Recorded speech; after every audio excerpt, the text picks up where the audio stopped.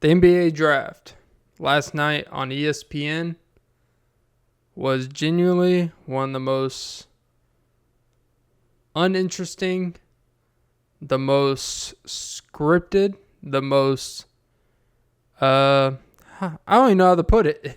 That shit was just bad. And it's not because of the actual draft of the players or anything like that, because to be honest, I don't really keep up with the draft like that. I don't keep up with college basketball and stuff like that. Obviously, I know the main people at the top of the draft because of media and stuff, but ESPN has completely, and I don't like, and I know it's this trendy thing. I try not to be the person that just piles on. Like, ESPN deserves criticism for a lot of things. It has ruined the sports experience for a lot of people. And what's most annoying is I've never watched something and felt more of nothing. The panel last night of Malika Andrews, Kendrick Perkins, I think this girl named Andrea Carter, which actually I thought she was actually pretty decent. I'll be honest, I was a little skeptical. I've never really seen her before, but she actually at least tried to have some life into the show. Kendrick Perkins was just like an isolated person. He felt like he was just some person they grabbed from the fans and threw him on the show like, hey, what's your analysis? You know. And then Jay Bilas. But Malika Andrews has completely, the direction of what they do with these shows is completely, I don't get it. I don't really know. Here's the notes I took, right? I knew from the jump, after the first pick, when they had in the team needs, I couldn't believe it. They had a team need to be health. What the fuck is Cooper Flagg supposed to come in and provide health for? Like, team need is shooting, size, athleticism, rebounder, defensive intensity, playmaking, scoring, rim protection. They literally put health. A generic is like, no, you just need not to trade your franchise player of a generation. Maybe that'll help. But neither here nor there. When the team need health, like, what kind of fucking need is that? How are you going to put that on a player? Like, imagine you're going through your whatever, they're during camp and they're like, they have a sit down with Cooper Flagg or with these rookies. They're like, hey, most importantly, the only thing I want you to focus on is health. And they're like, I mean, yeah, I know I need to take care of my body. Like, yeah, I don't care if you score. I don't care how many shots you block. But we need health. Great, because if all of us play 82 games, not Cooper Flagg's situation, but if all of us play 82 games in your assessment, we're still only winning 20 games, It just, when I saw that, I'm like, oh, we're not even trying anymore. Like, Jay Bilas is actually a good analyst. He's like, this is like his time of year for the draft. He's been better on the shows, on podcasts and stuff leading up to the draft to kind of help promote the draft. And then after assessing the draft, he actually seems like he has energy and he doesn't feel restricted. He actually can give an analysis. Last night, seemed like he was the only one that could legitimately give an analysis. And every time, and look, it's kind of a running joke that now the draft has turned into every time someone gets drafted, we got to point out some struggle they had to overcome, which is great and all. I get it, but it's like the second someone gets drafted, as they're walking up, it kind of came off as kind of lack of awareness. It almost sounded like they were trying to, Malika specifically, was trying to make the moment something so sad all the time. It's like, it's supposed to be a happy moment. And everything is about, everything he had to overcome. And it's like, damn, like, when you reach these pinnacle moments, yeah, there's a time and place to remember what you had to overcome. It's like, just let them be fucking happy. Like, just a Debbie Downer. And it felt like the whole production was just absolute. It made you feel nothing. And you just rolled your eyes at all this shit. And it's like, the production is supposed to enhance the experience, the draft. The whole point of the panel and analysts is to entertain the people in between the draft picks.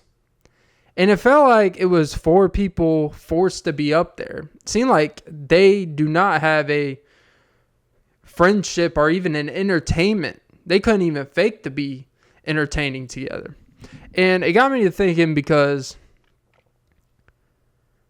like, back in the 2013 draft, I know that's a long time ago, but it's just a comparison. Jay Bilas was on that same one, but on that same panel, we had Reese Davis as the host, Bill Simmons, and Jalen. Now, 2 of those 4 don't work there anymore. But to go from that to where, regardless of, at least you were getting one, you were always entertained. You never knew what Bill was about to go off about or who he was, what GM he was about to crap on. How, if there was a trade, basically, if you were a GM, if Bill Simmons was on, if Bill Simmons covered the draft, you might think about not making a trade because you don't want to get publicly chastised. There was this, the one trade where it actually involved Rudy Gobert. It was Rudy Gobert got traded from the Nuggets, I believed. And the Jazz gave Eric Green and cash, and the Nuggets gave Rudy Gobert. And he was just there, like, as the trade was being announced, there was like a 2-second pause, and Bill Simmons was like, what? And like, there was a preparation, like, you were excited to watch the draft. It didn't even matter who was being drafted. Like, that draft in retrospect was not even all that great. But the entertainment aspect made it to where it's a memorable draft because of the experience. And I was trying to watch the draft. I actually looked forward. I actually did stuff during, like, I want to watch the draft. You know what? I enjoy watching these kind of things for whatever reason. And after each pick, I'm not going to lie, with this 2025 no attention span mindset, dude, I was switching between watching a baseball game. I was watching videos in between picks because I could not. They weren't even like trying to have a good show. It felt so they were trying. The whole goal was to not say anything interesting. It felt like a scripted Q&A. It didn't really feel like they were willing to actually talk about stuff. And maybe I didn't watch enough of the draft, but I don't know what. Maybe there's some like media rights stuff. Typically during the draft, NFL and NBA, they show like highlight clips of each draft pick. And during the draft, but it didn't seem like they actually showed any highlight clips. So you didn't even like get to see like highlights of these top players. Even though we've all seen them, but like, show them. I could be wrong there, but, because I was in and out of the draft. And I stopped watching after, like, pick 8. Because I was just like in other drafts, bro, you could be watching, like, pick 16 through 30 means absolutely nothing for the most part. They're going to be a bunch of European players or a bunch of players that are going to be, like, in the G League or riding the bench and stuff like that. And maybe a couple of them spurred out. But you like the entertainment of at least like learning about something. Like, you weren't gonna, if you didn't know anything about the draft beforehand, you were not going to know anything after. It was not for the casual fan experience, and it pissed off even the more diehard fan experience because the diehards seem to have more input than what they have input. Don't even get me started on the post-draft, I don't want to criticize her, Monica McNutt. Like, after they get drafted, she's, like, interviewing the player about their post-draft thoughts and then, like, all that stuff. I'm not even saying she did a bad job, But from the production standpoint, they put her in a bad position because they put her in a lot of cringe positions. There was this one part where it was after, I think, it was the number 3 pick, I believe. Edgecombe. And which I didn't even hear his brother talk, but apparently his brother has a cat voice. Which is like, people were flaming him, but whatever. Flaming. Not a great choice of words. But there was an odd part where she was trying to, after she interviewed, and she was going to take a picture, but they started walking, and the production team didn't really lay out. It seemed like there was no plan of, hey, this, then you do this, we take a picture. And they put her in a lot of cringe positions. And it didn't even seem like it was her questions. It felt like her main question was always like, we know your story about it. It felt like you're about to tell like a deep ass sad poem.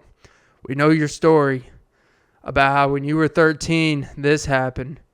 Everyone told you couldn't do it. You were rejected for this. Everyone compares you to this. They always said this person's better. How do you feel to be drafted today? And they're like, I mean, I don't know. It feels pretty good. Like, it was like, it's an emotional moment for the families and stuff. But goddamn, like, making the whole thing so deep and sentimental for the viewer. There's time and places and there's a specific story, but when every story is this like crazy overcoming situation, it's like, all right, man. Like, if I wanted to watch, like, severe, I don't even know, and I don't even know a fucking comparison, man. I'm not gonna lie to you, but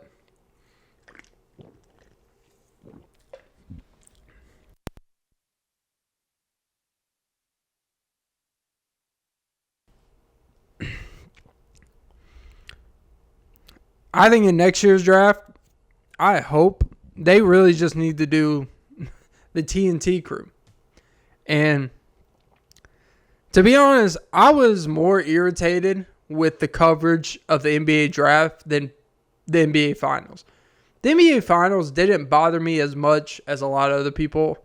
I don't think Doris Burke is a bad analyst. I think Richard Jefferson is pretty new at it.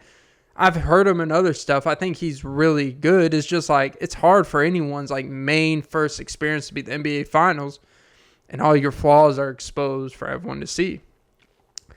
But this shit, because you got a couple people up there that you probably have better options to put up there that actually give more input to at least be entertaining. And Stephen A, I know they had I didn't see him too much, but I know he had his own separate area. I think with Shams, they had their own little thing going on. But they need to do the NFL. The NFL has it where ESPN has their draft coverage, NFL Network has their draft coverage, and it actually creates a good competition where you need to be entertaining. You need to actually stand out, or they're probably just going to watch the other channel because people want to watch it. And if you were the only monopoly that's covering this on national television, and you feel like we don't have to do above the minimum, then people, if they're just you know what? Fuck it. I don't even want to watch this shit. There are more people that enjoyed post reactions of media podcasts that covered the show than the actual show. There was 25,000 people. And that may not sound like a lot, but for a live stream for a Bill Simmons podcast, I mean, he gets a lot of viewers anyways. But 25,000 people watching you live is fucking insane. I know ESPN is going to get millions of people that watch the draft. I guarantee you the draft numbers are probably at a low. And I don't even care about the ratings like that. But I was just so... They just made it where everything was about something other than... It was about emotion and feeling more than just hey, can this guy play basketball? You know? It honestly didn't feel like Jay Bilas was like enjoying it up there. Look at the contrast of faces and enjoyment. All you have to do is just look at, not even when Bill Simmons, like, they've had good coverages over the past 5 years. I would just pick a random, go to like 2021 when he covered the draft. I guarantee you, he cracked a smile. He enjoyed it. Like, body language doesn't lie. There's professionalism, and you can look like, because he obviously cares about what he's covering, but he's just minimized to after a draft pick, hey, give us a minute of basic analysis. And he has to dumb it down further than what he would have to. Because there's no one to relay. He has to dumb it down to a simple, because there's no one that could really combat him with anything. As crazy as that sounds. But, and just also another thing. This is but every time they said Nipple, I thought they were saying his name wrong. I think that is his actual name. And every time, it felt like they were emphasizing the nipple. I'm not going to make fun of a guy's name because my name could be made fun of. I'm not criticizing. But when it's a bad telecast, you got to find the enjoyment somewhere. So every time they're like, Nipple. And then also, he had a bunch of siblings, and they all had a name that started with the CRK. There's actually one with the name of Clint. His brothers were like Clint, Curtis, Craig. And it was like, it's like, I don't know what it is with families and parents. It's like, especially like, maybe it's like easier in a weird way mentally for you to keep up with. And there's a rhyme and a reason. And then I understand religiously in some cases, but there's some people, man, it's like, nah, once we name one kid this, every kid is being named this. Knipple. I don't know why. I'm not making fun of the guy's name, but yeah, the coverage was absolute garbage.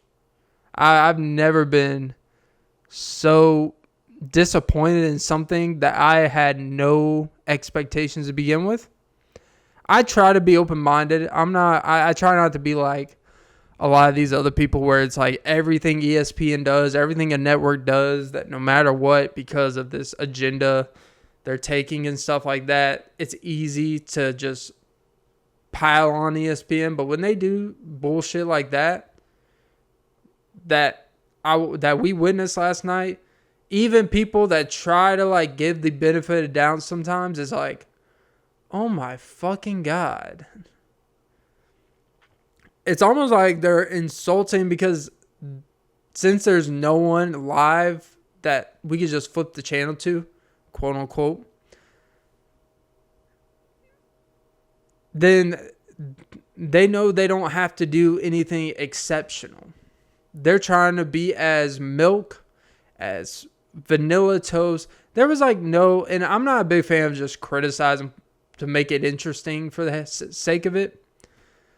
But like a Bill Simmons being like, oh yeah, wow, yeah, we already have 4 point guards, let's get another. Like if Bill Simmons was on the show last night and the Brooklyn Nets actually used the 5 picks in the first round, the absolute absurdity of fun and jokes in real time, because he speaks for like, he obviously has a better understanding of the league and historicals, but he also has that still fan standpoint where it's like, I'm not an expert, but using 5 of your 15 roster spots in one draft in the NBA is pretty fucking insane.